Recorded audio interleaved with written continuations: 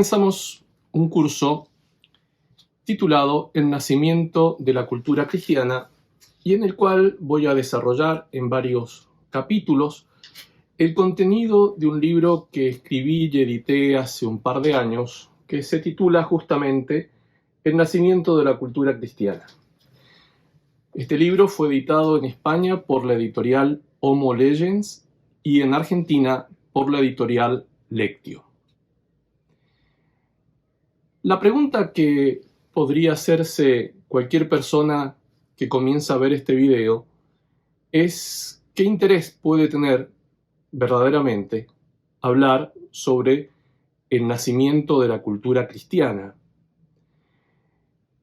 Podría tener interés quizá para un público erudito, para alguien que se dedique a hacer una historia de la cultura o que se dedique a la educación o a la enseñanza. Por otro lado, podría ser también de interés para aquellos que albergan en su corazón una nostalgia por un mundo que ya pasó y que pasó definitivamente, que es el mundo cristiano, que es el mundo en el cual la cultura cristiana era la cultura de la enorme mayoría de los hombres. Es decir, que serían personas que quizá algunos podrían calificar como afectadas por una cierta patología que las hace aferrarse a un pasado que ya no existe. Sin embargo, no entrará este curso en ninguna de estas dos posibilidades. En primer lugar, porque no será un curso erudito. Yo no voy a dar un curso para especialistas en historia de la cultura. Es un tema muy interesante y sobre eso hay muchos libros escritos. Y tampoco me interesa dar un curso para alimentar el llanto o el plañido de aquellos que anhelan o que añoran un mundo que ya no fue. El cardenal Newman decía que no es bueno desear haber nacido en otros tiempos o en otro lugar, porque ese deseo es de alguna manera desafiar a la divina providencia que quiso que naciéramos en este lugar y en este momento histórico. De hecho, los prójimos, los hermanos a los cuales tenemos que nosotros amar por mandato evangélico, son aquellos que viven en esta época histórica. No tendría mucho sentido si quisiéramos o si imagináramos amar a aquellos que vivieron hace 6, 7, 8 o 10 siglos. Lo concreto es lo que estamos viviendo aquí. Los padres, los hermanos, los amigos, las autoridades que gobiernan los países son los que tenemos y no los podemos cambiar. No son, nos guste o no, San Luis Rey de Francia, no es tampoco Santo Domingo Sabio. Pero, claro, esto no significa una actitud de resignación, como que tenemos que abandonarnos y aceptar todo aquello que ocurre en el mundo contemporáneo. Y muchísimo menos significa que debamos ignorar la sabiduría de ese pasado cristiano, sabiduría que ciertamente nos pertenece. Ninguna de estas dos cosas hizo St. John Henry Newman. Entonces, en este curso lo que intentaré hacer es ser realistas, y yo pido a aquellos que lo vean, que se interesen por el tema, que también lo sean.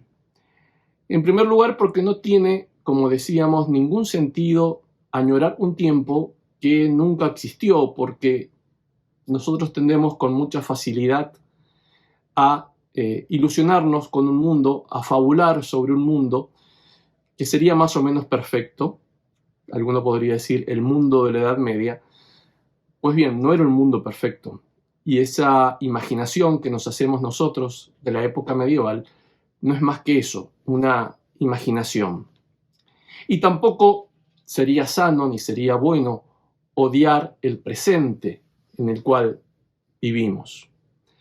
Ambas actitudes son nocivas, ambas actitudes hacen daño. Es tan nocivo el optimismo bobo que nos hace creer que todo está bien y que este mundo es una maravilla, y es también nocivo el pesimismo. Como dice Anthony Solem, tanto el pesimismo como el optimismo secular son la misma cosa. Se diferencian solamente en su tracto digestivo. Podemos decir, un optimista no es más que un pesimista de tránsito lento. El optimista terminará siendo necesariamente un pesimista porque el mundo, y me refiero al optimista y pesimista secular, por cierto, porque este mundo nunca va a poder darle lo que el optimista cree que en algún momento le va a dar. Y por eso mismo, en alguna etapa de su vida, se va a desilusionar de ese mundo que había mirado con ojos tan optimistas. Los cristianos no tenemos nada que esperar de este mundo. Los cristianos esperamos todo de otro mundo, sencillamente porque seguimos a un rey que cuando Pilato le preguntó, él dijo claramente, mi reino no es de este mundo, es a ese rey que seguimos, a un rey de otro mundo. Entonces, el hombre de esperanza, el hombre propiamente cristiano, no es el que espera el paraíso en la tierra, porque sabe que el paraíso en la tierra no existe y no existirá nunca. Y entiendo por paraíso en la tierra la imaginación que podría tener alguno de vivir en un país donde todos los hombres, empezando por los gobernantes, fueran buenos cristianos, fueran virtuosos y que todas las estructuras sociales fueran cristianas. El deseo no está mal, ciertamente, está muy bien, pero no constituye eso la esperanza cristiana. La esperanza cristiana no es vivir en ese mundo tan lindo y casi perfecto que podemos imaginarnos. La esperanza cristiana, como decíamos, es otra cosa. La esperanza cristiana consiste fundamentalmente, principalmente, nuclearmente, en ver a Dios. O, para decirlo como lo decían los padres orientales, en la theosis, es decir, en ir poco a poco a través de las prácticas de las virtudes, haciéndonos Dios, transformándonos en Dios. Aquello que decía o que dice el Evangelio, sed perfectos como mi Padre Celestial es perfecto. Entonces, esta idea secularista de pretender un mundo o un país perfecto que sea cristiano, insisto, no está mal, pero hay que tener cuidado de no caer en aquello mismo que cayeron los apóstoles Juan y Santiago, los hijos del Zebedeo, cuando pidieron al Señor que instaurara su reino aquí y ahora. Ya sabemos lo que le respondió Jesús en el Evangelio. No se trata entonces de ser optimistas o pesimistas. Se trata de ser realistas. Y lo real es que vivimos en un mundo que es agresivamente anticristiano. Y lo es cada vez más. Eso es real. Pero también es real que somos herederos legítimos de un pasado, y de un pasado muy rico, y de un pasado que como herederos podemos, y es nuestro derecho, poseerlo. Entonces, como somos realistas, nos oponemos al cambio por el cambio mismo. Cambiar ese pasado simplemente porque es viejo. Como si todas las cosas pasadas y antiguas fueran malas o menos buenas, y como si todo lo nuevo fuera necesariamente bueno o al menos mejor que lo anterior. No siempre es así, y tenemos todos la experiencia de que la mayor parte de las veces no es así.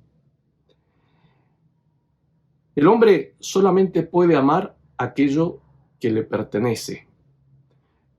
Un hombre que ama verdaderamente a su esposa no la cambia cada año. Y es por eso que si verdaderamente amamos a Cristo y amamos a su iglesia, debemos ser firmes en conservar lo que nos pertenece. ¿Qué es la cultura cristiana? Y de eso estamos hablando y de eso se trata este curso que hoy comenzamos. Lo que permanece es lo que permaneció durante 15 siglos y que los bárbaros actuales, el progresismo, se encargó de destruir en muy pocas décadas. En eso consistirá el curso, conocer aquello que nos pertenece. Por eso también este curso podría ser llamado una especie de odisea, y me refiero a odisea en el sentido de Odiseo, es decir, Ulises, como lo conocemos en español, este héroe de la mitología griega que canta Homero en su obra, que luego de la victoria en la guerra de Troya, regresa a su hogar, en la isla de Ítaca, donde lo espera su esposa Penélope y su hijo. Pero es un regresar muy difícil y muy largo y poblado de tentaciones y de dificultades. Sin embargo, Ulises, con sus compañeros, decide regresar porque tiene lo que en inglés se llama homesick y en alemán Heimweh, es decir, una enfermedad del hogar o un dolor del hogar. Ulises quería regresar a Ítaca porque estaba enfermo de Ítaca, porque necesitaba, para sanarse, volver a aquel lugar y a aquel ámbito, a aquella familia que le pertenecía.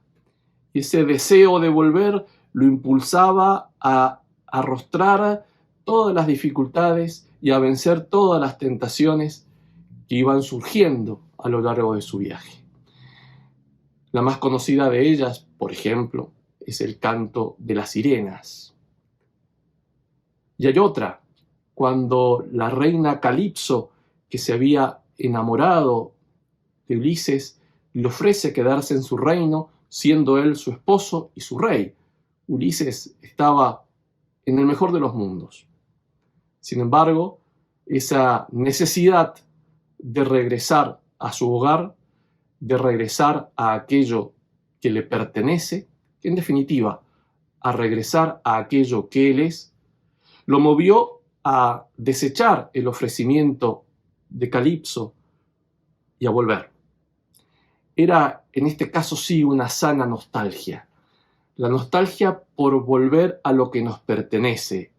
Era la nostalgia de Ulises de volver a aquello que le pertenecía. Entonces, no se trata ya de una nostalgia enfermiza, de tratar de reeditar un mundo que pasó, sino de apropiarnos de aquello que nos pertenece. Porque vamos a ser nosotros mismos, vamos a ser plenamente nosotros mismos, en la medida en que recuperemos eso que efectivamente nos pertenece y que efectivamente nosotros somos. Entonces se trata de recuperar la patria común de todos los cristianos. Eso es, en definitiva, la cultura cristiana. En este curso trataremos de ver de qué manera aquellos que establecieron y que fundaron esa cultura, es decir, que fundaron esa patria, de qué manera lo hicieron para nosotros, desde las circunstancias concretas en las cuales estamos viviendo, podamos también, quizá, recorrer algunos caminos como los que recorrieron ellos y poder hacer renacer o refundar en los ámbitos muy pequeños, quizá, en los cuales vivimos, esa cultura cristiana, que en realidad es la patria cristiana, que es nuestra patria secular, por cierto, y es aquello que nos pertenece y aquello, en última instancia, a lo que pertenecemos. Odiseo o Ulises no se contentó con sentir nostalgia. No fue un mero sentimiento, una mera emoción. No se quedó sentado llorando porque no podía regresar a Ítaca, porque no podía volver a ver a su familia, sino que hizo cosas concretas, y muchas cosas concretas. Homero las relata largamente en su libro La Odisea. Por lo tanto, también el hombre contemporáneo, nosotros, debemos hacer cosas concretas para tomar posesión nuevamente de aquello que nos pertenece y que se nos dijo que había desaparecido para siempre y que en todo caso no era más que un mundo pasado, completamente superado por el mundo contemporáneo. Debemos hacer cosas concretas, como Ulises hizo cosas concretas. De alguna manera se trata de reconstruir nuestro hogar, pero para reconstruir nuestro hogar, esa patria común de todos los cristianos, es necesaria una primera cosa: conocerla. No podemos reconstruir o no podemos volver a edificar algo si no conocemos qué es lo que fue. Haríamos un mal papel y nos equivocaríamos y terminaríamos frustrados. El primer punto entonces es conocer de qué se trató esa cultura cristiana, de qué se trató esa patria. Lo primero entonces es volver la vista atrás hacia aquellos que nos antecedieron, nuestros antepasados, en la fundación de esa patria y de esa cultura. Y es por eso que en este curso vamos a ir viendo diversos personajes. Algunos personajes más conocidos, otros menos conocidos, pero que marcaron el nacimiento de la cultura cristiana.